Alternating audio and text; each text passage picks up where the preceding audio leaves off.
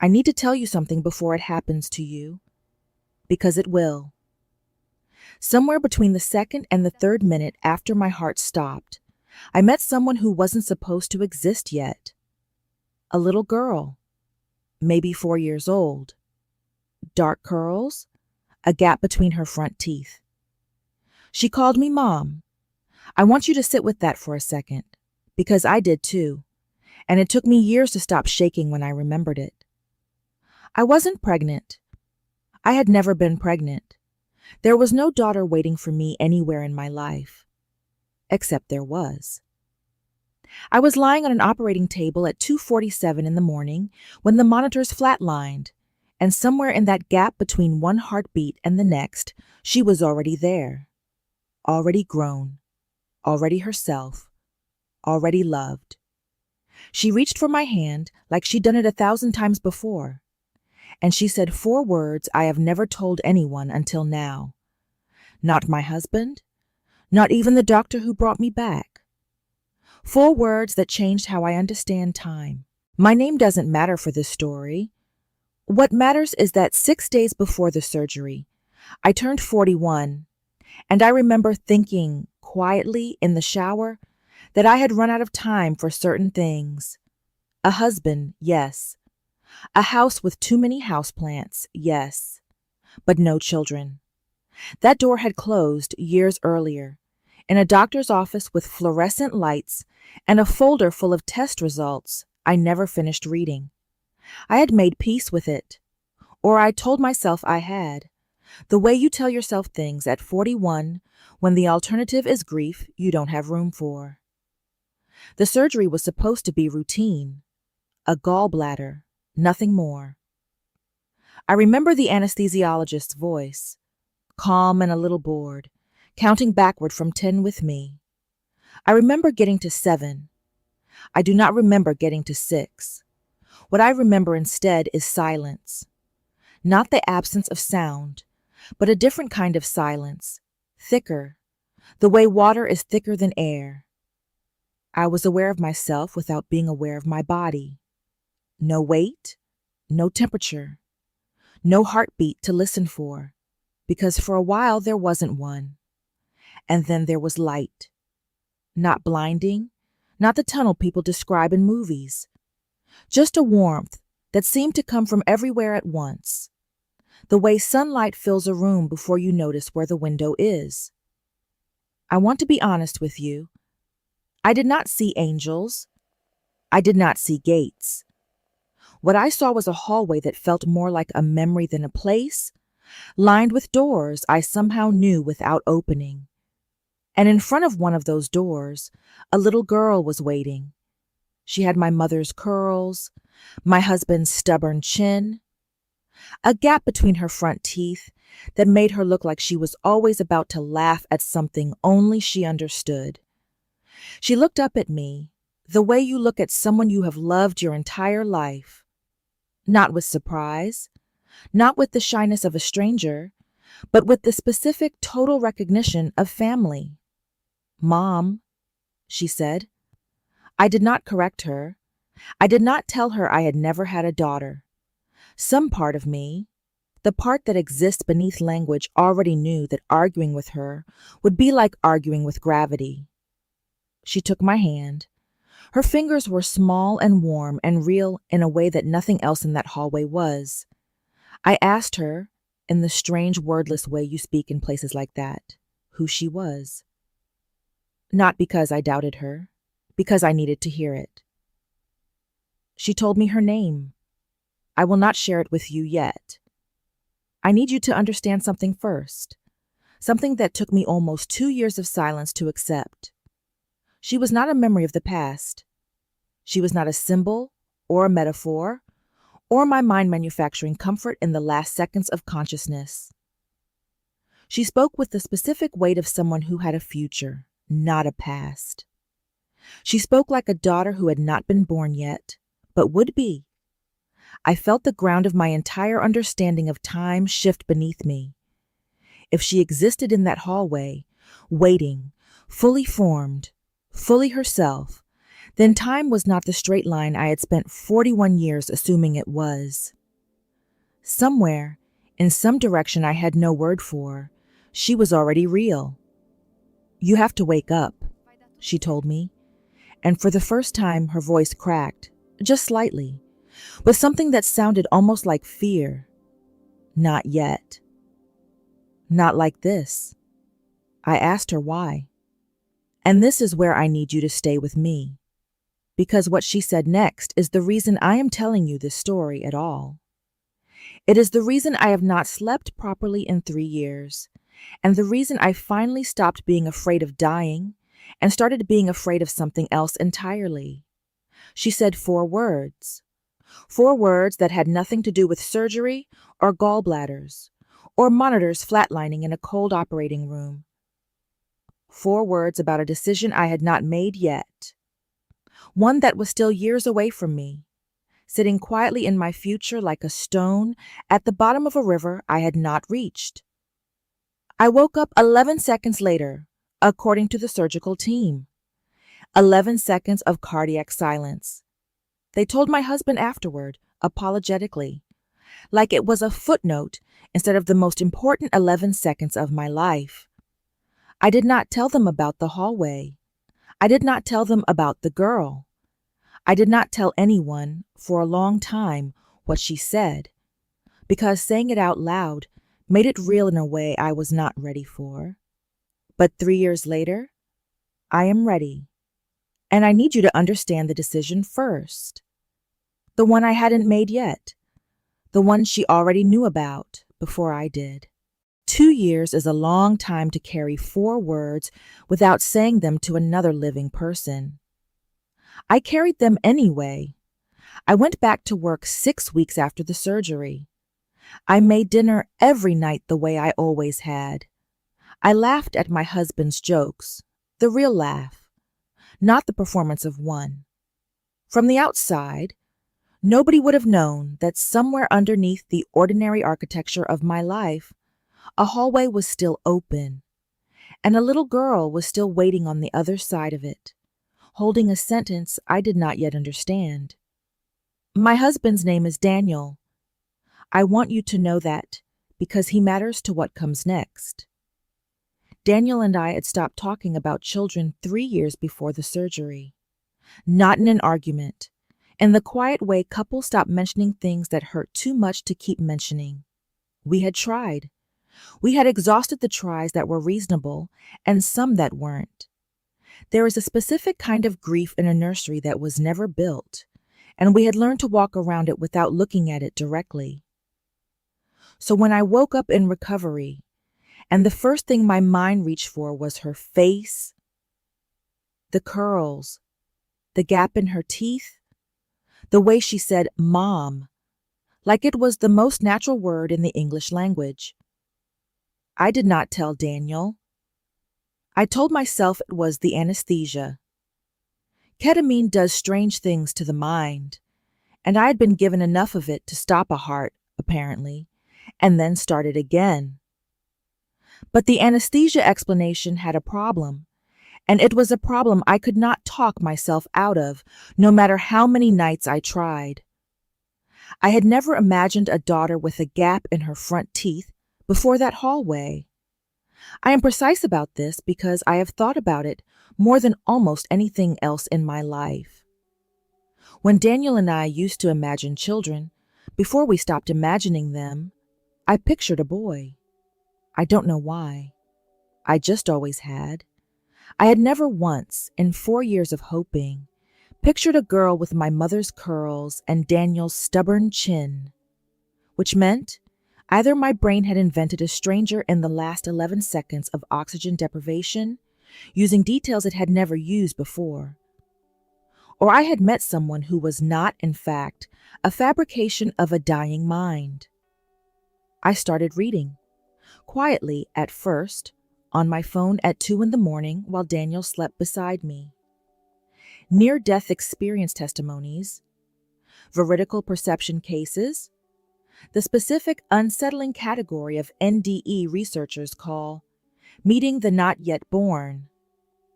children encountered in these threshold states, who later, against every reasonable expectation, are born into the family exactly as described. I found dozens of accounts. Grandmothers who met grandchildren 3 years before they existed. Mothers who described a child's eye color, a birthmark, a laugh, months or years before that exact child arrived, matching in every specific detail. I am not asking you to believe any of it. I am telling you what I found, because it changed the question I was asking myself. I stopped asking, was that real? I started asking, what decision was she talking about? Because the 4 words she gave me, right before I woke up, were not comfort. They were not, I love you, or we'll meet again. They were specific. They were about something in front of me, not behind me.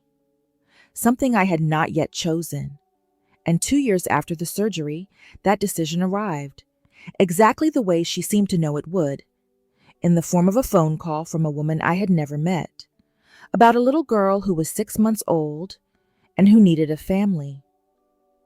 I remember standing in my kitchen holding the phone against my ear, feeling the floor tilt slightly beneath me, the same way it had tilted in that hallway, because the woman on the phone described a gap in the baby's front gum line where a tooth had not yet come in. A detail so small, so specific, that it should not have meant anything. It meant everything. I asked her the baby's name, and my voice came out smaller than I intended. She told me, and I had to sit down at my own kitchen table, because it was the same name the girl in the hallway had given me 2 years earlier. The name I had never told a single living soul, not Daniel, not my sister, not the therapist I had started seeing quietly to make sense of what happened on that operating table. I had written it once, on a torn piece of paper, folded small and hidden in the back of a drawer I never opened. I had never said it out loud to anyone. And here it was, coming through a telephone, attached to a real 6-month-old girl who needed somewhere to belong. I did not tell the woman on the phone why I had gone silent. I told her I needed a moment, and she waited, patient in the way people are when they've made this call 100 times before, and learn to recognize shock when they hear it. When I found my voice again, I asked to see a photograph. She sent one within the hour. I remember opening it standing at the same kitchen counter, my thumb hovering over the screen for a full 10 seconds before I let myself look. The curls were there, not yet fully grown in, but there, dark and unmistakable, the same texture I had reached out and touched in that hallway 2 years earlier. The gap in the gum line, waiting for a tooth that hadn't arrived yet. And her eyes. Her eyes were Daniel's. The exact shade of brown he complains looks tired in photographs. The shade I had loved since the day I met him. I sat with that photograph for what felt like an hour, though the clock on the stove said it had only been 11 minutes. I kept waiting for the recognition to fade, the way a coincidence fades once you stop staring at it, and let your rational mind take over again. It did not fade. If anything, the longer I looked, the more specific the match became. A small crescent-shaped birthmark near her left ear, faint, easy to miss, exactly where I remembered noticing one on the girl in the hallway, tucked beneath a curl I had brushed aside without thinking. I called Daniel at work. I had never called him at work in 11 years of marriage for anything less than an emergency. I told him everything. Not in pieces, not gently eased into over a period of weeks the way I had planned to someday, if I ever worked up the nerve. I told him all of it, standing in our kitchen with the phone against my ear, and tears I didn't remember starting to cry, running down my face, while our neighbor's dog barked in the yard next door, like the whole ordinary world was still spinning exactly as it always had. Daniel was quiet for a long time, long enough that I asked if he was still there. "I believe you?" he said finally. Not, I believe in near-death experiences. Not, that's an incredible coincidence. Just, I believe you. In the flat, exhausted voice of a man who had spent 4 years watching his wife hope and grieve in cycles, and who recognized, somehow, that this was different. We drove to meet her 2 days later, and the drive itself felt unreal. The ordinary highway sliding past the windows, while my hands would not stop trembling in my lap. I am not going to pretend the meeting was simple. Adoption interviews are not romantic. There were forms, and a caseworker with kind, tired eyes, and a waiting room with fluorescent lighting that reminded me uncomfortably of the hospital. There was a real, living 6-month-old girl in a yellow onesie, being held by a foster mother who had cared for her competently and without sentiment for 4 months. The way you hold a job you're good at but don't particularly love. The baby looked at me. She did not smile. Babies that age rarely perform recognition the way movies suggest they should, but she reached for my hand. Small fingers. Warm. Real in exactly the specific way nothing else in that waiting room was. I held her, and for one suspended second, the fluorescent lighting, the forms, the caseworker's clipboard, all of it dissolved, and I was back in that hallway, holding the same hand, 2 years and a lifetime away. I should tell you now what the 4 words were. The ones she said to me in that hallway, right before I woke up, gasping on an operating table with the surgical team pumping air back into my lungs.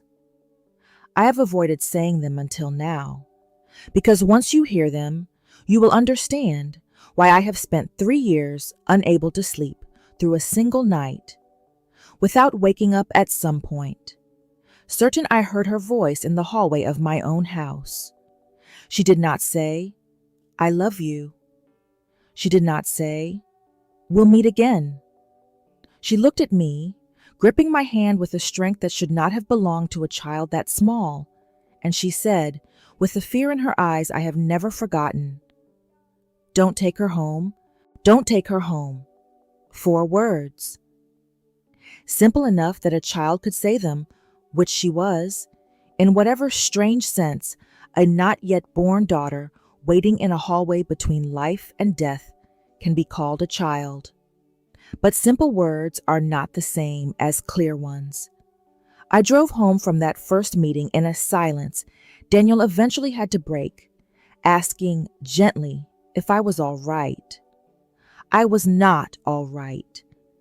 I had spent 3 years assuming those 4 words were a warning about the adoption itself, a message telling me not to go through with it, not to bring this particular child into our family, that something about the match was wrong. Now I had held her. Now I had felt her fingers close around mine with the exact same grip I remembered from that hallway. And every rational instinct I had, every maternal instinct I did not know I possessed until that moment, told me she belonged with us. So what exactly was I not supposed to do? I want to be honest about the weeks that followed, because they were not peaceful. They were some of the hardest weeks of my adult life, harder in a strange way than the surgery itself, because the surgery had an ending. This had none. I had a message from beyond the edge of my own consciousness, and no instructions for how to interpret it. I considered, seriously, that I had misunderstood everything, that the anesthesia really had manufactured the entire hallway, and that the phone call, the matching name, the birthmark, the curls, were an extraordinary, meaningless collision of coincidences that my grieving, hopeful mind had assembled into a story, because a story hurt less than randomness. I do not believe that anymore.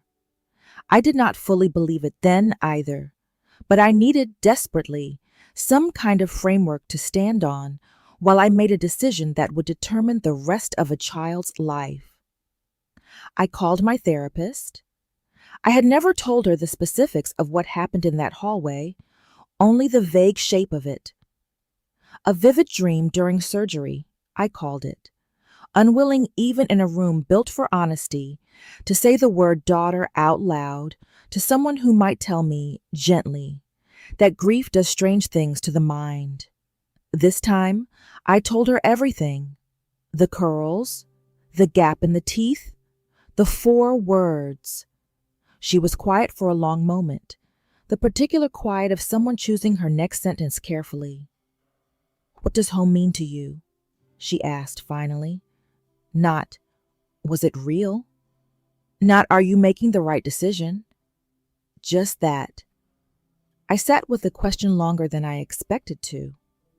Home, to me, had always meant the house Daniel and I bought 6 years earlier. A modest 2-story colonial with green shutters and a maple tree in the front yard that turned an almost unbearable shade of red every October. It was the only home either of us had known as a married couple. It was where the empty nursery sat, unfinished, at the end of the hallway upstairs. The one room in the house we had quietly stopped walking past without a small private ache. But the question sat differently in me the longer I turned it over. What if home did not mean the house at all? What if it meant something underneath the house, something structural, something I had never once thought to question? Because you don't question the walls that have sheltered you for 6 years without incident? I called Daniel that night and asked him something he found strange enough to laugh at, gently, before he realized I was serious. When was the last time anyone checked the furnace? He didn't know. Neither did I. It had come with the house. We had never once had it inspected. I could not shake the feeling, sitting at our kitchen table with the porch light throwing long shadows across the maple tree outside, that the 4 words I had carried for 3 years were not about a person at all. They were about a place. Our place. The one we called home without ever once questioning whether it was safe to bring a child into. I scheduled the inspection for the following Tuesday. Daniel thought I was being anxious in the ordinary way new parents are anxious, checking outlet covers and cabinet locks a full year before they'll matter. I let him believe that, because the alternative explanation, that his wife had spent 3 years quietly carrying a warning from a daughter who did not yet exist, was not something either of us knew how to say out loud in daylight, over coffee, like it was an ordinary Tuesday plan. I remember standing at the top of the basement stairs that morning, waiting for the inspector to arrive, feeling the same specific dread I had felt in the seconds before the anesthesia took hold 3 years earlier. Not fear of what I would find. Fear of being right. The inspector's name was Frank. He had 31 years of experience, a clipboard, and the unhurried manner of a man who had seen every possible way a house could quietly fail its occupants without announcing itself. I followed him into the basement, hovering the way I imagine most homeowners hover, apologizing for a mess that wasn't really there, filling silence with small talk, because the alternative was standing still with my own thoughts. He was quiet for nearly 20 minutes, running his hands along ductwork, checking connections, occasionally making a small sound in his throat that I could not read. Then he crouched by the furnace, and the small sound changed. "How old did you say this unit is?" I told him it came with the house, that we'd never had reason to replace it, that it had always worked fine. "It's working," he said carefully, in the tone of a man choosing words meant to inform without alarming. "That's actually part of the problem." He showed me the heat exchanger, a component I had never known existed until that morning, a metal chamber that separates the flame from the air circulating through the house. He pointed to a hairline crack running along its seam, thin enough that I would never have noticed it, invisible unless you knew exactly where to look and had the equipment to detect it. "This crack lets combustion gases leak into your return air," he explained. including carbon monoxide. I asked him, my voice steadier than I felt, how long it might have been like that. Could be months, could be longer. These cracks don't always show up on a routine glance, and yours doesn't have a detector wire directly to the unit, just the standalone one upstairs, which... He checked something on his clipboard. Oh, according to the manufacture date sticker, is past its recommended replacement window by about 2 years. I sat down on the basement steps because my legs did not feel entirely trustworthy. 2 years. The same 2 years since the surgery. The same 2 years I had spent reading about Veridical NDE cases at 2 in the morning, wondering if any of it was real, while a slow, invisible danger sat 40 feet beneath the room where Daniel and I slept every night, undetected, because the one device meant to catch it had quietly aged past the point of reliability without either of us noticing. Frank recommended immediate replacement, both of the heat exchanger and the detector, before the furnace ran through another heating season. He said it in the flat, practiced tone of a man who delivers this news often enough that it no longer alarms him, though it alarmed me considerably. I asked him what would have happened if we hadn't caught it. He looked at me for a moment before answering, the way people do when they're deciding how honest to be with a stranger. Carbon monoxide doesn't announce itself, he said. No smell, no color. People describe feeling tired, a headache that won't go away. Some people describe it as feeling like they're catching a mild flu that never quite arrives. In a house with a baby? In a nursery closest to the vents? He didn't finish the sentence. He didn't need to. I thought about the nursery upstairs, unfinished, at the end of the hallway, the one room in our house closest to the main return vent, the one where we had planned, years ago, to put a crib exactly where the vent currently sat in the wall. I called Daniel from the basement stairs, and this time I did not have to convince him of anything. I simply read him Frank's notes, and he was quiet. And then he said the same 3 words he had said standing in our kitchen the day I told him everything about the hallway. I believe you. But even as the relief of an answer settled over me, sitting on those basement stairs with Frank's clipboard notes in my lap, a new question rose up underneath it, quieter, but no less urgent than the first. If the 4 words had been this specific, this literal, this mechanically precise, what else, in the year still ahead of us, had she already quietly seen coming, long before any of us had the chance to? We replaced the heat exchanger within the week.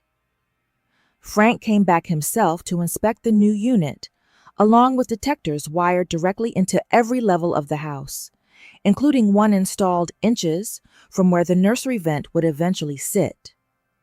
We finalized the adoption 6 weeks later, on a gray Thursday morning, in a courtroom that smelled faintly of carpet cleaner and old paper, a judge with reading glasses perched at the end of her nose, signing a document that made official what some deeper part of me had already understood the moment I saw that photograph. I remember carrying her through our front door for the first time as her legal mother, stepping over the threshold with a strange, involuntary pause, the way you hesitate before doing something you have imagined for years and are suddenly actually doing. The house smelled the way it always had, coffee, and the faint cedar of the closet where we kept winter coats. Nothing about it looked different, but I understood standing there that it was safer now than it had been in longer than either of us knew, and that the difference had been made invisible on purpose, the way the most important repairs to a life sometimes are. We named her Wren. It was not the name the girl in the hallway had given me, not exactly, though it shared its first 2 letters, the way a person's childhood nickname sometimes shares its shape with the formal name it grew from.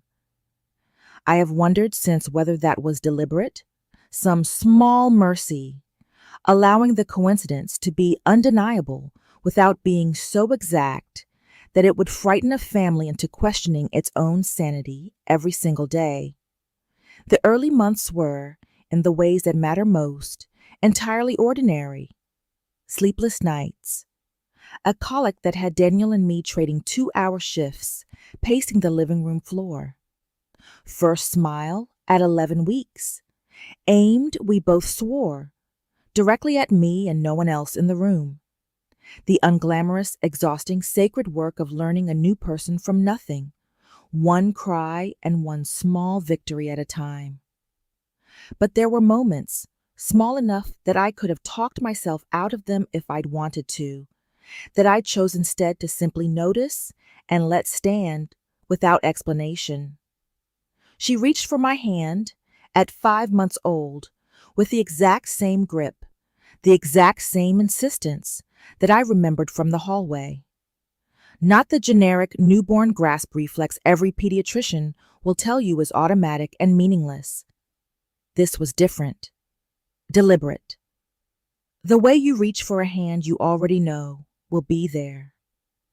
At 14 months, she pointed at the maple tree outside her window during its full red autumn bloom and said a word that wasn't in her vocabulary yet.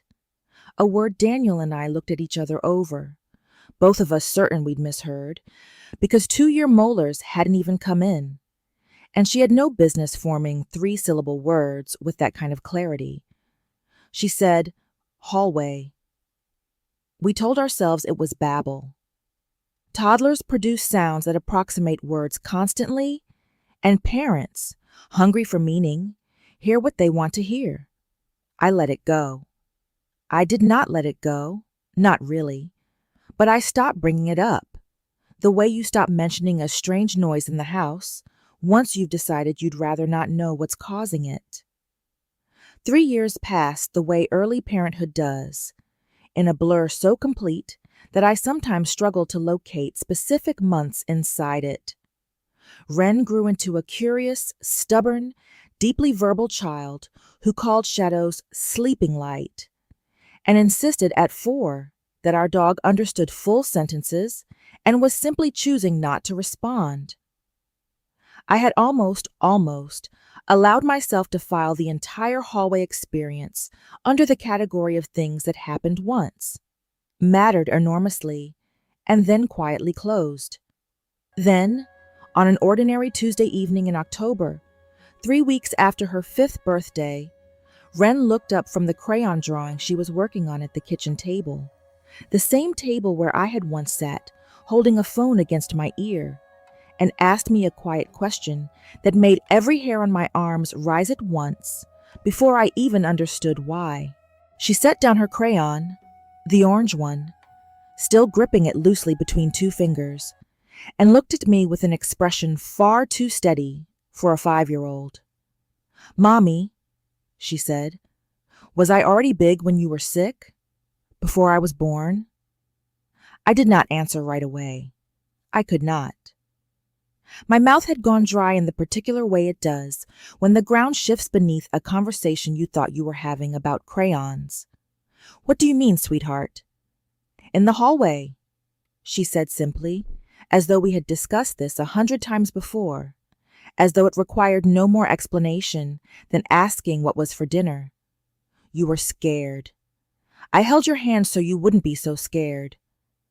I sat down across from her at the table, slowly, the way you move around something you don't want to startle. Can you tell me about the hallway? I asked, keeping my voice as even as I could manage. She described it the way a child describes a memory that has always simply been there, unremarkable to her, because it had never once occurred to her that other 5-year-olds don't have this particular memory. The doors she couldn't open, the warm light that came from everywhere and nowhere. Holding my hand and being afraid, for the first time in whatever existence she'd had before existence, because she understood somehow that I might not come back through the doorway I'd entered by. I told you not to go home yet, she said. I didn't want the bad air to get you. I felt something break open in my chest, quietly. The specific kind of breaking that doesn't hurt so much as it finally releases 3 years of pressure you didn't fully realize you'd been holding. 3 years of wondering whether I had imagined an entire relationship out of anesthesia and desperate hope. 3 years of watching my daughter for signs, half hoping for them and half terrified of what they might mean. And here she was, delivering the confirmation as casually as she might mention what she wanted for lunch. If you've made it this far with me, I want to invite you to subscribe to the channel and follow us every day, because stories like this one are the reason this channel exists in the first place. And I promise you, the story doesn't end here. I asked Ren, carefully, if she remembered anything else. Anything about before the hallway, or after, or any other place she might have been.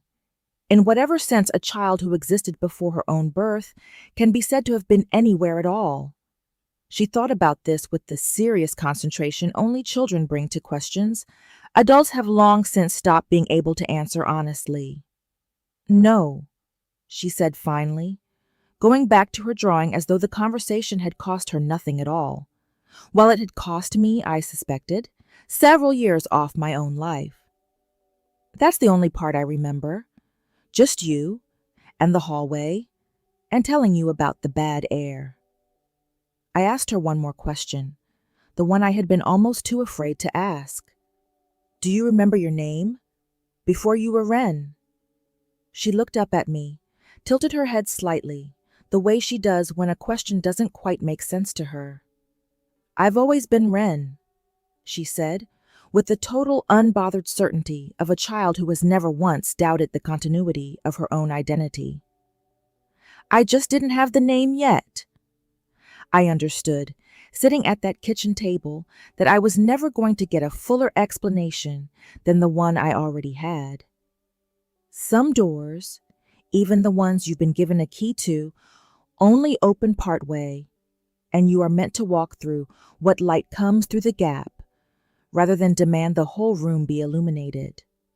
What I had was this: a daughter who met me before she existed, in a hallway I will never fully understand, and have long since stopped trying to explain to anyone but you. A warning specific enough to save both our lives, delivered in 4 words a 5-year-old couldn't have known to say if she hadn't already lived some version of that moment herself. And a 5-year-old across the table from me, coloring a sun the wrong shade of orange, utterly unbothered by the fact that she remembered dying with me once, in a hallway neither of us has ever fully understood. I think about that hallway more often now than I did in the years right after the surgery, which surprises me, because I would have expected the opposite. I would have expected time to soften it, to file it away the way we file most inexplicable things, somewhere between memory and dream, taken out only occasionally and only in private. Instead, it has become the quiet architecture underneath everything else in my life. I look at Ren now, 7 years old, missing her 2 front teeth in a gap that no longer needs a hallway to explain it, and I understand something I could not have understood at 41, standing in my kitchen with a folder full of test results I never finished reading. I understand that grief and hope are sometimes the same shape, wearing different names, and that a door closing in one direction does not mean a hallway hasn't already opened somewhere else, waiting. I do not know what the hallway was, in any sense a scientist would accept as an answer. I do not know why some of us are given warnings, specific enough to save a furnace and a nursery and a family, and others are not. I do not know why the doors along that corridor stayed closed to me, or what waited behind them, or whether Ren will remember any of it when she's old enough to ask harder questions than the ones she asked at 5. What I know is smaller than that, and somehow larger too. I know that Daniel and I check our detectors every 6 months now, without exception, a small ritual neither of us discusses out loud, both of us understanding exactly why we do it. Moving through the house on a quiet Sunday morning testing each one, saying nothing, because some rituals don't need language to carry their full weight. I know that Ren still says, occasionally, unprompted, things that make the hair rise on my arms. Small details about people she has never met, places she has never been, delivered with the same unbothered certainty she used at the kitchen table that October evening. Last spring, she described in passing, the smell of a hospital hallway from decades before she was born, one I recognized instantly, because it was the same one Daniel's mother described to us before she passed. The same disinfectant and old radiator smell she said she could never forget from her own difficult birth. I did not ask Ren how she knew that. Some things, I have learned, are better received than interrogated. I know that on nights when I cannot sleep, which still happens more often than I let on, even to Daniel, I sometimes stand in the hallway outside Ren's room, listening to her breathe, and I think about the other hallway, the one with doors I never opened, and I wonder whether somewhere behind one of them there is a version of the story where I never made the connection in time, where the furnace stayed cracked, where the detector stayed silent, where the ending was not the one I got to keep. I do not linger there for long. I have learned not to, and I know that somewhere, in a hallway I cannot describe to you in any language that would do it justice, I was handed something before I deserved it, before I had even finished grieving what I thought I would never have, and I was asked, silently, to trust it enough to look for the crack in the furnace instead of dismissing the whole hallway as anesthesia and desperate hope. I trusted it. That is the only part of the story I am certain was entirely mine to choose. If you are carrying something like this, a warning you cannot explain, a name you have never told anyone, a hallway you visited once and have never fully left, I hope this reached you tonight for a reason. Follow this channel if these stories mean something to you. Share this one with 5 people who might need to hear it, the way I needed, 3 years ago, to know I wasn't the only one who had stood in that hallway. And if you have your own story, one you have never said out loud to anyone, leave it in the comments below, honestly, without polishing it into something more believable than it needs to be. Tell me what you think the next story here should be about. Some doors only open once. I'm simply grateful that when mine did, someone was already waiting on the other side, holding out her hand before I even knew I would need to take it.